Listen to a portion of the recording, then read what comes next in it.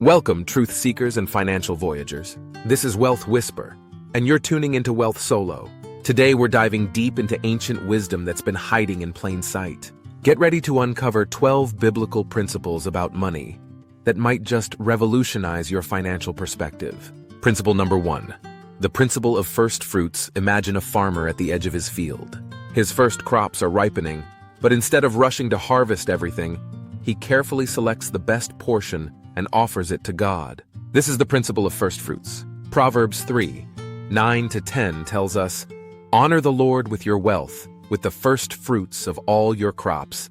Then your barns will be filled to overflowing, and your vats will brim over with new wine." What does this mean for us today? It's about prioritizing giving before spending on ourselves. By giving our best first, we cultivate gratitude and trust. Principle number 2. The ant's wisdom of preparation. Now let's observe one of nature's tiniest financial advisors, the ant. Proverbs 6:8 advises, "Go to the ant, you sluggard. Consider its ways and be wise. It has no commander, no overseer or ruler, yet it stores its provisions in summer and gathers its food at harvest." This isn't just about storing nuts for winter. It's a call to prepare for future needs. In today's world, this could mean setting up an emergency fund, investing for retirement, or acquiring new skills. Principle number 3. The borrower is servant to the lender. Picture two people. One owes the other money. Who has the power? Proverbs 22:7 states, "The rich rule over the poor, and the borrower is slave to the lender." This principle doesn't advocate against borrowing. Rather, it serves as a stark reminder of the psychological and financial burden debt can create. It encourages us to borrow wisely and work towards financial independence. Principle number 4. The principle of diversification. Imagine you're in ancient Israel with money to invest. What do? Ecclesiastes 11:2 advises, "Invest in 7 ventures, yes, in 8. You do not know what disaster may come upon the land." This ancient wisdom forms the foundation of modern portfolio theory. Diversification helps manage risk and can lead to more stable returns over time, reminding us that putting all our eggs in one basket has never been a good idea. Principle number 5. The danger of hasty wealth. We've all dreamed of getting rich quick. But what does the Bible say? Proverbs 13:11 warns, "Dishonest money dwindles away, but whoever gathers money little by little makes it grow." This principle emphasizes that sustainable wealth is usually built slowly and steadily. It's a call for patience, diligence, and ethical practices in our financial pursuits. Principle number 6. The principle of contentment. In a world urging us to want more, here's a radical idea. Contentment. 1 Timothy 6:6-8 says, "But godliness with contentment is great gain, for we brought nothing into the world and we can take nothing out of it. If we have food and clothing, we will be content with that." This principle doesn't dismiss ambition. Rather, it teaches us to find peace and satisfaction regardless of our financial situation, serving as a powerful antidote to the stress of wealth pursuit. Principle number 7. The principle of generosity. Let's explore something counterintuitive. The idea that giving leads to receiving. Proverbs 11:24-25 states, "One person gives freely, yet gains even more. Another withholds unduly, but comes to poverty. A generous person will prosper. Whoever refreshes others will be refreshed." This principle challenges the scarcity mindset. Generosity isn't just good for the soul. It can also lead to prosperity, creating a cycle of goodwill and abundance. Principle number 8.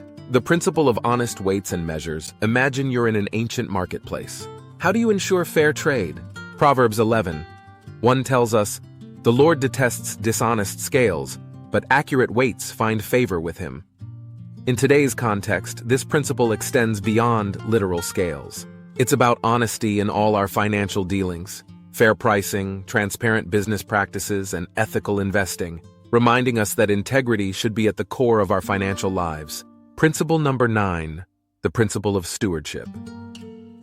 Here's a thought-provoking concept. What if we don't really own anything? Psalm 24:1 declares, "The earth is the Lord's, and everything in it, the world, and all who live in it." This principle reframes our relationship with money and possessions. We're not owners, but stewards, managers of resources that ultimately belong to God. This perspective can radically change how we view and use our finances. Principle number 10. The principle of diligence. Let's discuss the virtue of hard work. Proverbs 10:4 states, "Lazy hands make for poverty, but diligent hands bring wealth." This principle isn't about workaholism, but emphasizes the value of consistent, focused effort. True wealth often comes from diligent work over time. Principle number 11. The principle of wisdom. Over wealth, if you had to choose between wisdom and wealth, which would you pick? Proverbs 16:16 advises, "How much better to get wisdom than gold, to get insight rather than silver." This principle reminds us that while wealth can buy many things, wisdom is invaluable. It encourages us to invest not just in our bank accounts, but in our personal growth and understanding. Principle number 12. The principle of eternal investment. For our final principle, let's zoom out to the biggest picture. Matthew 6:19-21 teaches, "Do not store up for yourselves treasures on earth, where moths and vermin destroy, and where thieves break in and steal. But store up for yourselves treasures in heaven, where moths and vermin do not destroy. For where your treasure is, there your heart will be also." This principle challenges us to think beyond our earthly finances. It's about investing in things of eternal value, relationships, character, and spiritual growth. Our ultimate portfolio isn't measured in dollars, but in the impact we make and the lives we touch. For the scholarly mind.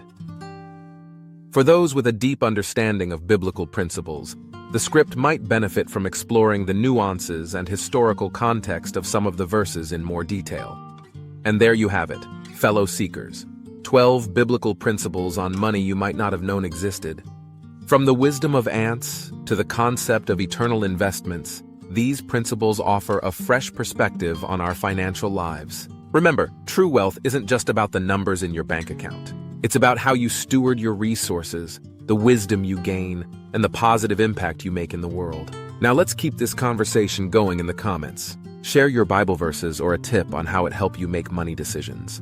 Your insight could be the inspiration someone else needs to start their own financial journey. Remember, in the world of Wealth Solo, every like, comment, and share is another thread in your money wisdom. This is Wealth Whisper signing off from Wealth Solo.